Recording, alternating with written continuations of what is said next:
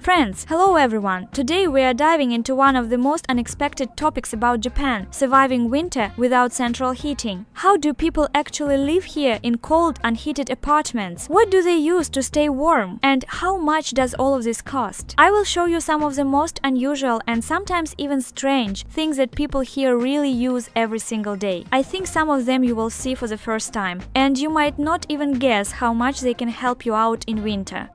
In front of us are warming eye masks. These are, super pleasant, comfortable warm masks. Our eyes get tired by the end of the workday and really need a rest. These masks are perfect for that. You fix them behind your ears, lie down and relax for 15 to 20 minutes. These ones smell like roses and these ones smell like lavender. You breathe in that magical fragrance. Your whole body starts to relax and your eyes do too, because the masks heat up to about 40 degrees. Thanks to this, your eyes warm up and relax.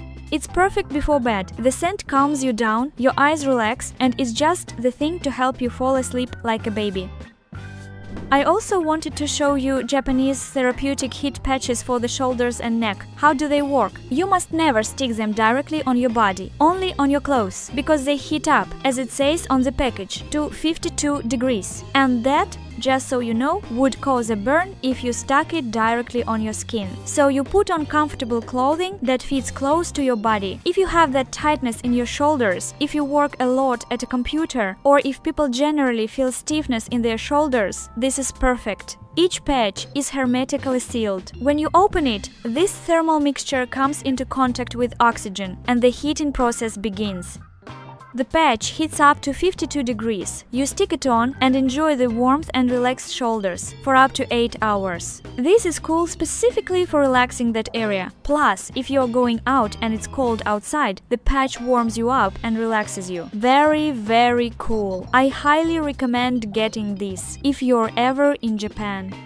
Also, I wanted to show you, for women, there are daily pads with a warming effect. We as women might sit on something cold and get some health problems because of it. And these pads help you warm up. Of course, if there are serious issues, you need to see a doctor. For prevention in cold weather or when you're just starting to feel sick, they can be used. Anyway, it's an interesting thing. It's probably only sold in Japan. I haven't seen anything like it in other countries. How does it work? Let me show you what's inside. Inside, of course, are instructions from women explaining how it all works, the benefits, and the herbs that warm and heal. Basically, inside is the pad itself, with a special insert where you place this. I'd call it a mustard plaster that will heat up. And the instructions say that when you use it, it feels as if you are sitting on warm massage stones and getting warm. You can treat a mild cold, let's call it that, with something like this. So I recommend it to women for your medicine cabinet, just in case. It's better if you don't need it, but it's good to have such a remedy. In front of you are Japanese warming steam patches for the stomach and lower back. We all get stomach aches sometimes, a pulling sensation during menstruation or with a sedentary lifestyle when you sit a lot. Or, in general, when you are cold and your stomach feels tight, you can use these patches. They work on the same principle as the previous ones. You open the package, it contacts the oxygen and starts to warm up, reaching 40 degrees. Again, you cannot stick it on your skin because you could get a burn. Stick it on your clothes, and for 5, 6 or sometimes 8 hours, you will feel lightness in your stomach and a good sense of well-being. Now the men will write to me asking why they are only remedies for women.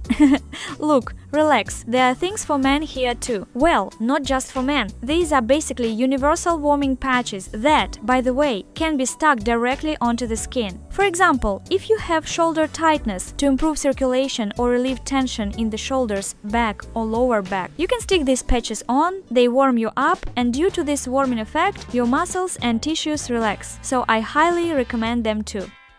And again, if you go outside in cold weather, you can stick these patches on to stay warm. Naturally, not every day, but once you feel tension or need to go outside, you stick it on. Go! The patch works and you feel good and warm. Look, it's winter now, and this is something that is very, very necessary right now. In Japan, they sell what I would call heated tights. They help your legs stay warm at all times.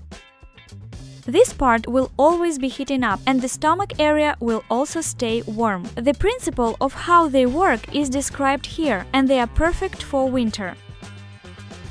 Schoolgirls often wear skirts, and I assumed, though they actually walk around with bare legs quite often. I wanted to say that black heated tights are the solution. That's what I thought while I was talking. But Japanese girls often go with bare legs or transparent tights, so my assumption wasn't entirely correct. It's like putting a Japanese schoolgirl with bare legs next to me, who wears tights and then puts jeans on over those tights, because I love warmth and I get cold. In Tokyo, for example, the temperature drops to +5 degrees in winter, but because it's an island nation, winds often blow from all four sides. The wind cuts right through you, reaching your bones. It's very, very cold. It feels much lower than +5 degrees. That's why wrapping yourself up from all sides is very important, and tights are a great solution.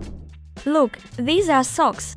There are shorter socks, also with insulation. These socks are longer, also they come in different sizes. This one is designed for a foot of 23-27 centimeters, and this one is 23-25 centimeters. Basically socks that help your feet stay warm at all times. The way they work is also described here. They are made of a special thermal fiber that retains heat. You put your warm feet inside such a sock, and that heat is simply preserved. Your feet stay warm and don't cool down outside. That is, it's a special thermal fiber that helps keep your feet warm. And look at the difference between these socks. The red ones are for the home, so if it's cold at home, if you have cold floors, for sleeping, or if you walk on tiles. This is a super cool solution. They have different thicknesses. The purple ones are perfectly designed for wearing with shoes. That is, outside, outdoors. They help your feet stay very, very warm. So the difference is not only in the design or foot size, as I might have thought at first, but in their purpose. So the choice is yours as to which socks you need and what's better to buy.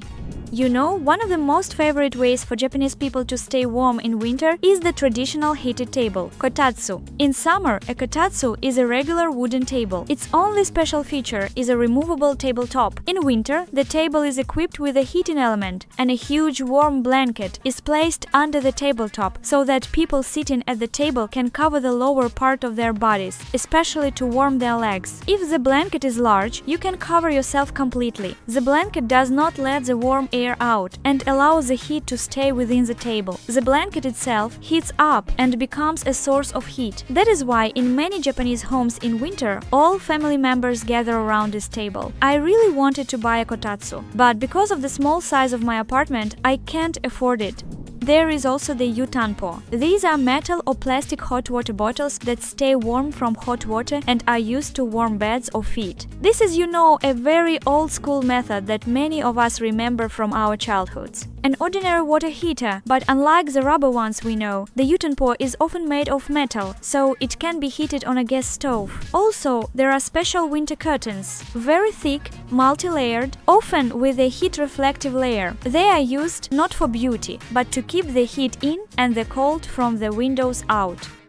Thermal underwear at home in Japan is an absolute must-have. They sell thermal leggings, pants and shirts. People often wear warm pajamas on top, and there are also huge, soft blankets with sleeves that look like a long house coat down to your heels. But it's specifically a blanket that you can walk around the house in. Separate warm hoods for the head are also sold. To help you pick the right blanket coat, there is a size chart, and here are the coats themselves. Also, heated jackets are very popular in Japan. They have built-in heating elements. Often these jackets are worn by construction workers or other workers who spend a lot of time outside.